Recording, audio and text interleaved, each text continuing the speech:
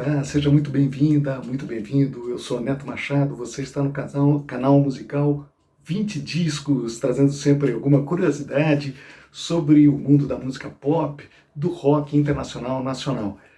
Em 2003, a revista Rolling Stone fez uma enquete com alguns jornalistas especializados em música pop e rock, e também músicos e instrumentistas, diversas pessoas de renome e jornalistas da revista que votaram e para escolher, né, de tempos em tempos eles fazem a lista dos melhores discos de todos os tempos. O vencedor naquele ano foi esse disco aqui dos Beatles, o antológico Sgt. Pepper's Lonely Hearts Club Band, 1967.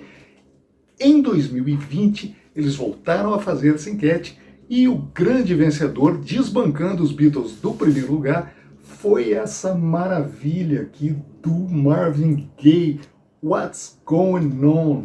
Eu achei merecidíssimo. Este disco aqui do Marvin Gaye traz uma diferença, traz algumas diferenças que eu vou falar aqui para vocês, o porquê que eu considero hoje também. Lógico que esse conceito também vai mudando de tempos em tempos, a cabeça da gente vai mudando, o conceito da gente vai mudando, assim como os rankings das revistas especializadas, como é o caso da Rolling Stone.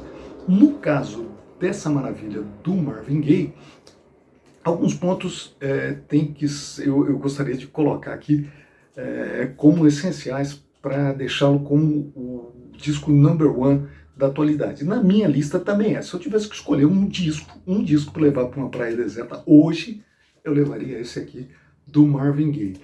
Por quê? Primeiro, o conceito do disco, a musicalidade toda, né, o conceito, a ideia toda do disco saiu da cabeça de um músico, de um cantor que é o Marvin. Ele rompeu todas as barreiras, primeiramente comercial, porque ele, digamos, peitou uma virada de jogo, né?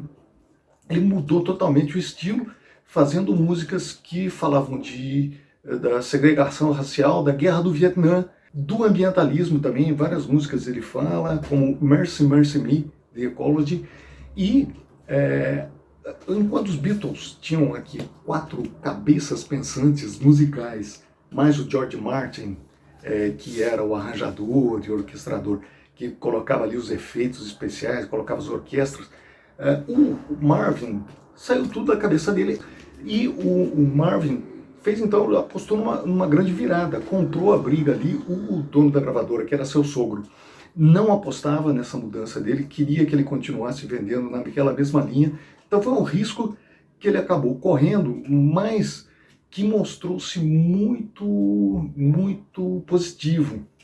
Deu muito resultado. O Marvin peitou, resolveu fazer a mudança e isso deu certo. Além disso, outra vantagem que eu vejo é que os Beatles, eles pararam de fazer apresentações ao vivo desde de 1966. Né? Então, nesse disco aqui, no Sgt. Pepper's, eles já não conseguiam reproduzir ao vivo, até porque pararam de fazê-lo e usavam todos os recursos de estúdio. O Marvin, mesmo tendo menos efeitos especiais, obviamente, porque aqui se trata de soul music e não tinha por que colocar tantos efeitos, tantos barulhinhos ali, como os Beatles colocaram aqui, como o George Martin colocou aqui.